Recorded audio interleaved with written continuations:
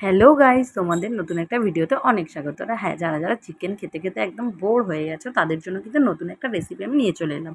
তো যাই হোক, চিকেনটা ধুয়ে পরিষ্কার করে আর তারপর কিন্তু আমি দিয়ে দিয়েছিলাম পরিমাণ মতন দই আর নুন আর গোলমরিচ গুঁড়ো।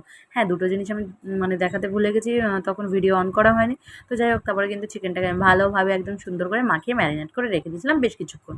আর তারপর বেটে নিয়েছিলাম পেঁয়াজ আর আদা রসুন আর শুকনো লঙ্কা।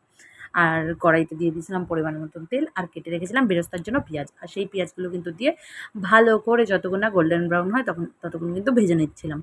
আর হ্যাঁ, যখনই দেখবে যে সুন্দর একটা কালার চলে এসেছে আর গোল্ডেন ব্রাউন হয়ে গেছে, তখন কিন্তু ওটাকে তুলে নেবে, কারণ ওটা কিন্তু একটু বেশি পুড়ে গেলেই তখন বেকার লাগে।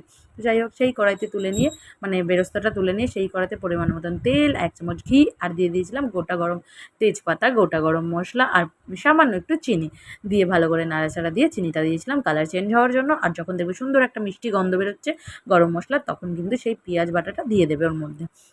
আর পেঁয়াজটা যতক্ষণ না পেঁয়াজের একটা কাঁচা গন্ধ চলে যায় এবং যতক্ষণ না গোল্ডেন ব্রাউন হয় ততক্ষণ কিন্তু পেঁয়াজটাকে ভালোভাবে ভেজে নেবে, কারণ পেঁয়াজের কাঁচা গন্ধ থাকলে কিন্তু মোটেও ভালো লাগবে না।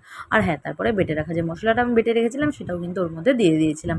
আর আমি কিন্তু কোনোরকম কোনো নুন অ্যাড করিনি, কারণ চিকেনটায় আমি নুন মাখিয়েই রেখেছিলাম। আর হ্যাঁ, পরিমাণ মতন লঙ্কার গুঁড়ো দিয়ে দিয়েছিলাম। আর এখানে কিন্তু হলুদটা আমি পুরোপুরি স্কিপ করেছিলাম। এই রেসিপিতে কিন্তু আমি কোনোরকম কোনো হলুদ আর কি ইউজ করিনি। আর বেটে রাখা যে জলটুকু আমি ছিল সেটাও কিন্তু আমি দিয়ে দিয়েছিলাম মশলার মধ্যে। ভালো করে মশলাটা কষিয়ে আর তার মধ্যে কিন্তু আমি চিকেন যে ম্যারিনেট করে রেখেছিলাম সেটাও কিন্তু ওর মধ্যে দিয়ে দিলাম। আর তারপরে ভালো করে একদম চিকেনটাকে ঝাঁকানাকা করে সুন্দর করে মিক্সিং করে চিকেনটাকে কিছুক্ষণের জন্য আমি ঢাকা দিয়ে দিয়েছিলাম। আর হ্যাঁ, ঢাকা দেওয়ার পরেই দেখলাম প্রচুর পরিমাণে জল বেরিয়েছে, যেহেতু দই মাখানো ছিল।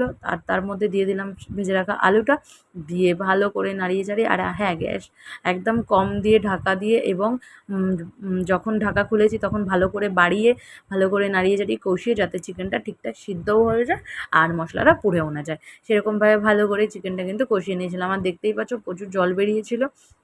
তার মধ্যে আমি যখন দেখলাম চিকেনটা একটু সেদ্ধ হয়েছে, তার মধ্যে দিয়ে দিয়েছিলাম কাজু বাটা এবং পোস্ত বাটা দিয়ে ভালো করে ওটাকে কিন্তু নাড়িয়ে চাড়িয়ে আবার কিছুক্ষণের জন্য ঢাকা দিয়ে আর গ্যাসের হাই ফ্লেম করে যতক্ষণ না জলটা মানে একদম শুকিয়ে কষা কষা হয়ে যায় ততক্ষণ কিন্তু আমি চিকেনটা ভালো করে কষিয়ে নিয়েছিলাম।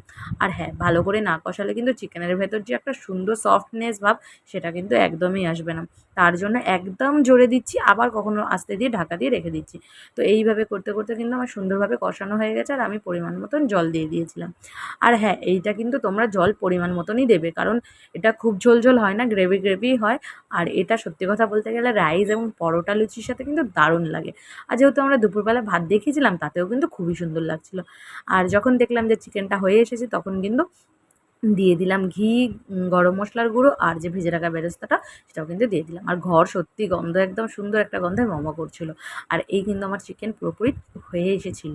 আর তখন আমি বেরেস্তাটা দিয়ে ভালো করে নাড়িয়ে চাড়িয়ে একটু ঢাকা দিয়ে তারপর আমার রেডি চিকেন কোর্মা। তো জানিও কেমন লাগলো ভিডিওটা।